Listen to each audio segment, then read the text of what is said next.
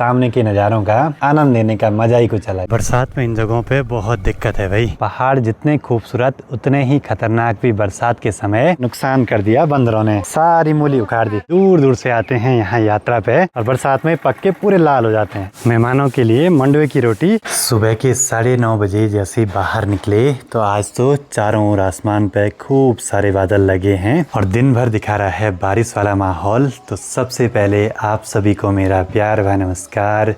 मेरा नाम है आलोक राणा और स्वागत है आप सभी का देवभूमि उत्तराखंड के इन खूबसूरत पहाड़ों से। धीरे धीरे गाँव में घोड़े खच्चर वापसी आने लगे हैं केदारनाथ धाम यात्रा वाले रूट से, क्योंकि यात्रा भी ज़रा कम होने लगी है और अब कुछ दिनों में बरसात भी शुरू हो जाएगी।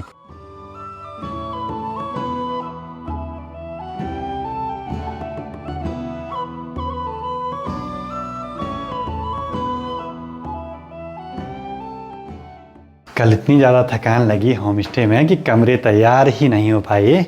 अभी कुछ गेस्ट गए हैं कालीमठ और रुच महादेव के दर्शनों के लिए और 2 रूम हमें अभी तैयार करने हैं फटाफट से। बाकी मौसम भी गड़बड़ होने लगा है, चारों ओर से बादल आने लगे हैं। बस होम स्टे के कामों में बिजी हैं भाई सभी।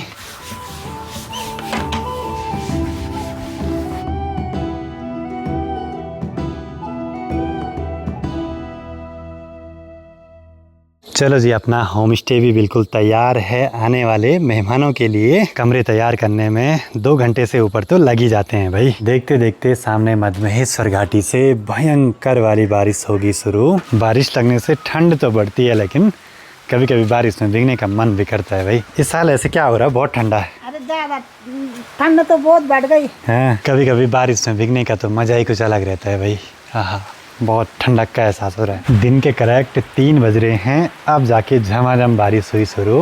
अब तो बिल्कुल नहीं भीगूंगा क्योंकि ठंड बहुत हो रही है भाई और साथ ही ठंडिंग भी बड़ी तेज हो रही है भाई। इस साल तो ऐसे लग रहा है कि जैसे मॉनसून आ गया होगा, जबकि ये गर्मियों का समय है।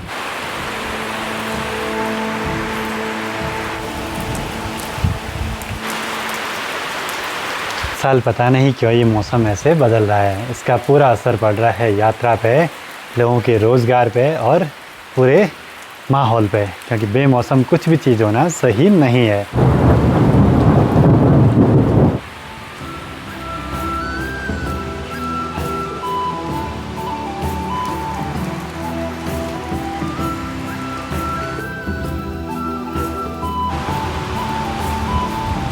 आज तो लगातार ये बारिश दिखा रहा है भाई पूरे दिन भर और लगातार कुछ दिनों तक थोड़ी बहुत बारिश हमेशा। लगता है मानसून आ ही गया भाई, जबकि अभी समय नहीं हुआ था मानसून आने का। बारिश तो लगी जा रही है, लेकिन माँ का यहाँ पे नुकसान कर दिया बंदरों ने।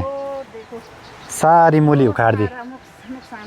मूली सारी उखाड़ दी खेतों से। थोड़ा सा हम अंदर जा रहे, सीधे खेत में आके नुकसान कर दे रहे। इतनी सारी मूलियाँ बोई थी, सब चपट कर दी भाई। ज़्यादातर बंदर आए और ऐसा नुकसान करके जा रहे हैं। बंदरों का बहुत आतंक भाई, सारे चपट कर दिए मूलियाँ। सामने देखिए मधमहेश्वर घाटी में बादल बहुत ही सुंदर पहाड़ों को घेरे हुए, सुंदर सी मॉनसून वाली फीलिंग आ रही है भाई। बाकी माँ ले आई हैं यहाँ पे मिर्च की पौध, जो कि अब नई लगाएंगे भाई। आजकल ही लगाते हैं इस बारिश के माहौल में। सनसेट के टाइम पे थोड़ा सा धूप आ गई है और मौसम बहुत ही सुहावना सा। बादल पहाड़ों में ऊपर उड़ते जा रहे हैं लगातार। बरामदे में ऐसे बैठ के सामने के नज़ारों का आनंद लेने का मजा ही कुछ अलग।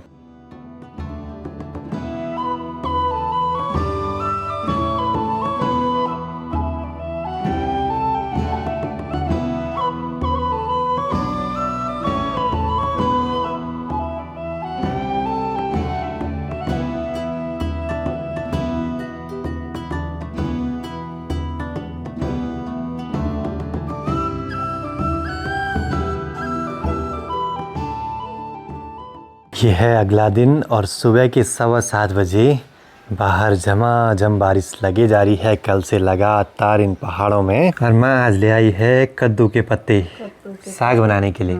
सब्जी की साग थेपली बनाएंगे।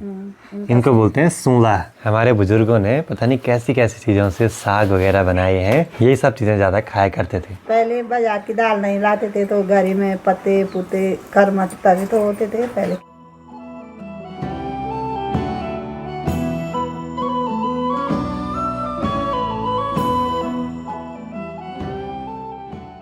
टाइम करीब 9:45 हो रहे हैं अभी। मुझे जाना है माँ के साथ परवाड़ी वाले घर की ओर। वहाँ के काम तो बहुत ज़रूरी हैं भाई। अब इस रूट पे भी खूब सारे यात्री आने लगे हैं। ये भाई देखिए नंगे पाँव चल रहे हैं भाई। एक गर्मियों का मौसम है, फीलिंग आ रही है बरसात वाली और ठंड लग रही है सर्दियों के जैसी। यहाँ पे बीच रोड पे आ गया भाई पत्थर ऊपर से।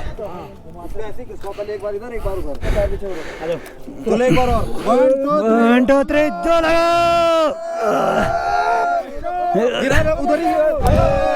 बस रहने दो। बरसात में इन जगहों पे बहुत दिक्कत है भाई।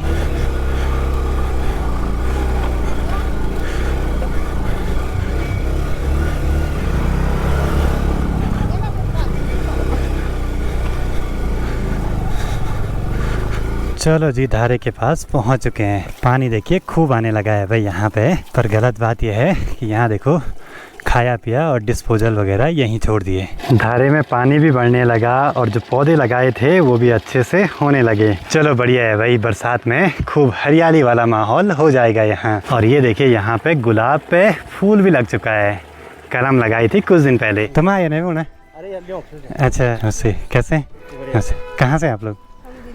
अच्छा मधवेश्वर से आ रहे। चलो जी ये बात बढ़िया है भाई, सब आ रहे हैं पानी भर के जा रहे हैं। बढ़िया लगता है भाई जब कोई भी हमारे व्यूअर्स मिलते हैं, बड़ी दूर दूर से आते हैं यहाँ यात्रा पे और अचानक हमसे मुलाकात होती है तो खुश हो जाते हैं सभी। माँ को कैसा लगता है जब कोई मिलते हैं? बहुत अच्छा। इतनी बड़ी दुनिया में हमको थोड़े बहुत लोग जानने तो हमारे लिए बहुत बड़ी बात है भाई। और जैसे यहाँ परवाड़ी वाले घर पे पहुँचे तो चारों ओर देखिए बादल ही बादल लगे हैं माहौल में। बिल्कुल नहीं लग रहा कि गर्मियों का मौसम होगा, ऐसे लग रहा कि बरसात लग गई भाई। ऊपर रोड से मात्र हम 100-150 मीटर ही चले होंगे, पैरों पे 2-3 जोंक लग गए भाई। पहाड़ जितने खूबसूरत उतने ही खतरनाक भी। बरसात के समय आम जो जनजीवन है अस्त व्यस्त हो जाता है, रास्ते टूटने की वजह से, लैंडस्लाइड की वजह से, और बारिश में बहुत सारी दिक्कतें भी होती हैं। लेकिन हर मौसम है उसके हिसाब से हमको ही ढलना होता है।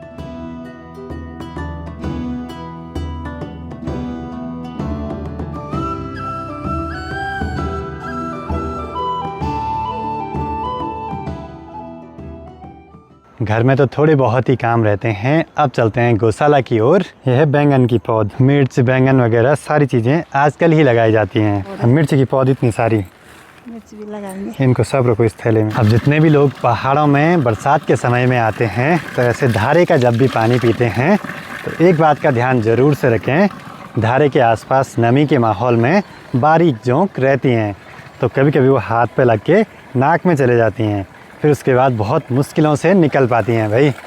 तो इस चीज़ का विशेष ध्यान रखें, हाथ को अच्छे से देख के ही पानी पिएं। इस धारे में भी धीरे धीरे पानी बढ़ने लगा है, कुछ साइड से भी निकलने लगा। बरसात में सारे जल स्रोत रिचार्ज हो जाते हैं पूरे साल भर के लिए। और आज तो यहाँ रास्ते भर में देखिए तिमले के छोटे छोटे दाने गिरे हुए हैं। ये हैं तिमले, इनका अचार और सब्जी वगैरह बनती है और बरसात में पक के पूरे लाल हो जाते हैं। अभी तो खैर पका नहीं है।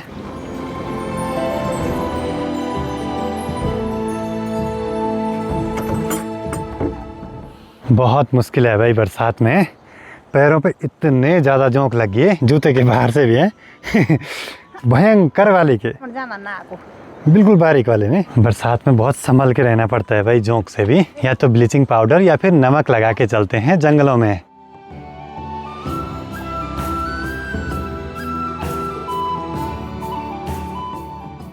करीब आधे घंटे में मौसम ज़रा साफ होने लगा है। सामने से नीला नीला आकाश और हल्की फुल्की धूप, हमारे यहाँ इसको बोलते हैं कि घम लगा हो रहा है। बाकी माँ आ गई यहाँ खेतों में मिर्च की पौध लगाने के लिए। छोटी छोटी पौध हैं, उनको ऐसे लगा देंगे और ये मिर्च होंगी कुछ समय के बाद।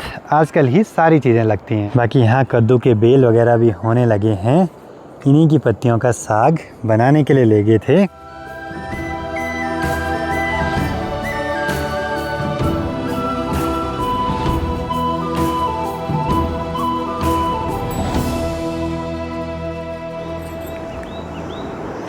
इस साल नाशपाती सारे लंगूरों ने चपट कर दिए। किसी साल बढ़िया होते हैं, किसी साल गिरे हुए भी नहीं मिलते हैं भाई। माँ ने कर दी हरी हरी घास तैयार। कभी सेब को दराती से काटते हुए देखा है, जंगल में ऐसे ही करना पड़ता है भाई। दिन के 12:30 बजे अब निकल पड़ते हैं घर की ओर वापसी। अच्छी बात यह है कि मौसम ठीक होने लगा है, ज़्यादा बारिश भी सही नहीं लगती, थोड़ा बहुत हो जाए चलता है इतना।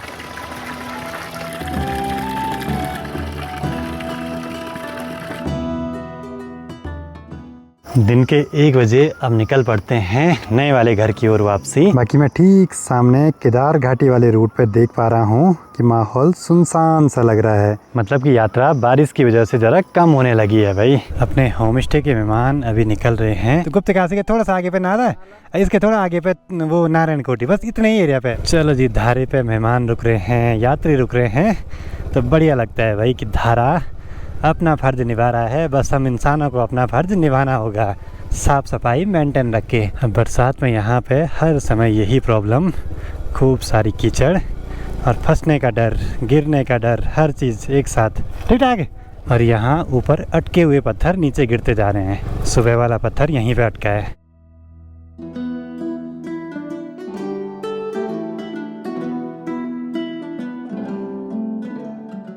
लगातार बारिश के बाद अब जाके मौसम सही हुआ है, लेकिन अभी भी कोई भरोसा नहीं। और इधर साइड देखिए कितना सुहावना माहौल हो रखा है भाई, बहुत ही सुंदर। और घर आते ही माँ लगी है यहाँ पे कोदे को फटकने पे। मंडवे की रोटी बनाएंगे। मंडवे की रोटी इससे ही बनती है, ये देखिए। धोया, कुकर में कूटा। मेहमानों के लिए मंडवे की रोटी इसी से तैयार होती है भाई, प्रोसेस बहुत लंबी है। अब पहले के लोग यही खाना खाते थे। कोशिश हमारी ये है कि मेहमानों को पहाड़ी खाने के साथ साथ एक कंफर्टेबल स्टे मिले हमारे इस चौखंबा दर्शन होम स्टे में। जो मंडवे की रोटी खाना चाहते हैं आओ।